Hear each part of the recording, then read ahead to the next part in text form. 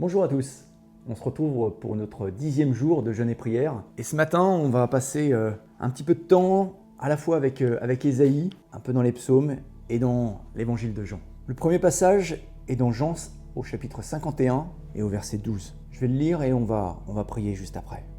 C'est moi qui vous console.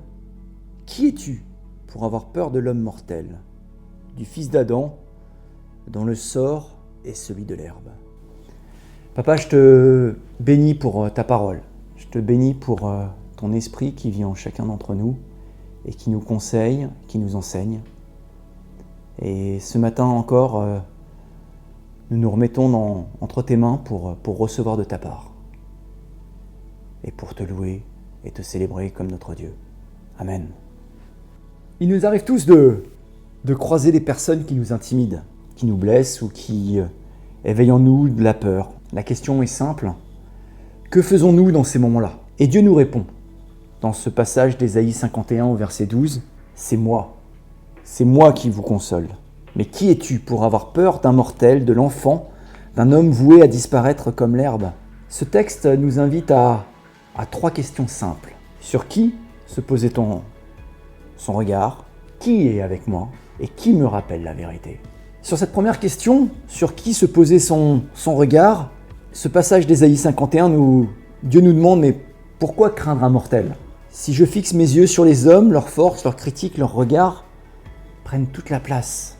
Mais si je fixe les yeux sur Dieu, je retrouve ma perspective. Il est éternel, il m'a uni à Christ, il est mon Père.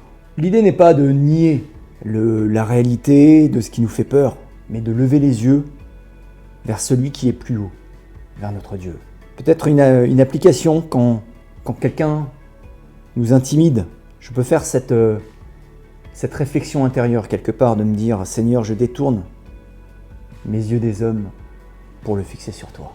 La deuxième question, c'est qui est avec moi? Et là pour ça, j'aimerais qu'on aille ensemble vers le psaume 118 au verset 6 qui dit « L'Éternel est pour moi, je ne crains rien.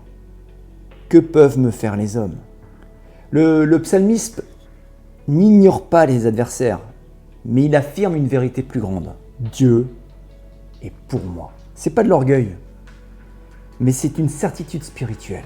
Je ne suis pas seul et je ne le serai jamais, quelles que soient les circonstances. Et cela pour effet de diminuer la peur que nous pouvons avoir à l'intérieur de nous. La peur se réduit quand nous prenons conscience que Dieu est avec moi et pour moi. Face à l'intimidation, je peux déclarer « L'Éternel est pour moi, je ne crains rien ». N'hésitons pas à répéter cela. Parfois, on mélange un peu tout en disant « voilà, mais proclamer les versets, la parole de Dieu, ça a vraiment un effet.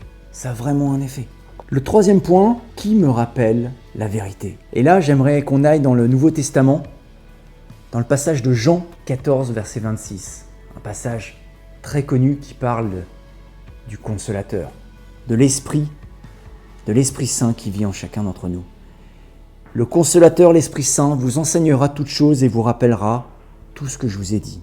Quand la peur me fait oublier les promesses, l'Esprit est là pour me les rappeler. Il me conseille, il me console, il m'enseigne, il me redonne la bonne perspective. Encore une fois, nous ne sommes pas seuls face à la peur. L'Esprit nous rend capables de marcher dans la vérité. Puissions-nous dire « Saint-Esprit, rappelle-moi les paroles de Jésus et fortifie-moi ». Alors en conclusion, quand nous nous retrouvons avec des personnes qui nous font peur, qui nous intimident, qui nous mettent mal à l'aise, puissions-nous nous rappeler ces 3 choses, ces 3 déplacements à faire dans nos pensées. Plutôt que de nous focaliser sur ces personnes, sur ce qu'elles disent, pensent, commençons par lever les yeux. Lever les yeux vers celui qui ne change pas et qui a un regard bienveillant envers nous. Nous souvenir qu'il est avec nous et qu'il est pour nous. Et laisser l'Esprit pleinement nous rappeler la vérité de ses promesses, la vérité de ce qui a été accompli à la croix, la vérité de Jésus et de chacune de ses promesses, encore une fois. qu'il nous a donné pour chacun d'entre nous. La peur des hommes s'efface quand je choisis de regarder à Dieu et de m'appuyer sur sa présence et de recevoir la consolation. Je vous propose de prier maintenant.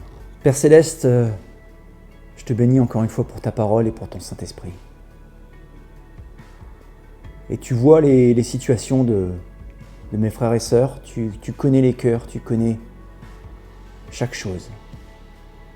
Tu sais les choses qui nous intimident, qui nous font peur, qui nous empêchent d'être dans la paix.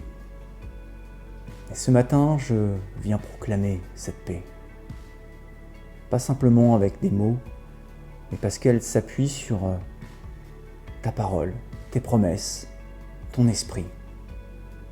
Tu es le roc sur lequel nous pouvons nous appuyer et monter dessus lorsque le monde, lorsque les éléments extérieurs viennent nous intimider. Et nous venons nous confier en toi, parce que tu es celui qui nous protège, tu es celui qui nous garde, et tu es celui en qui nous pouvons avoir une protection complète. Encore une fois, à toi soit toute la gloire. Amen.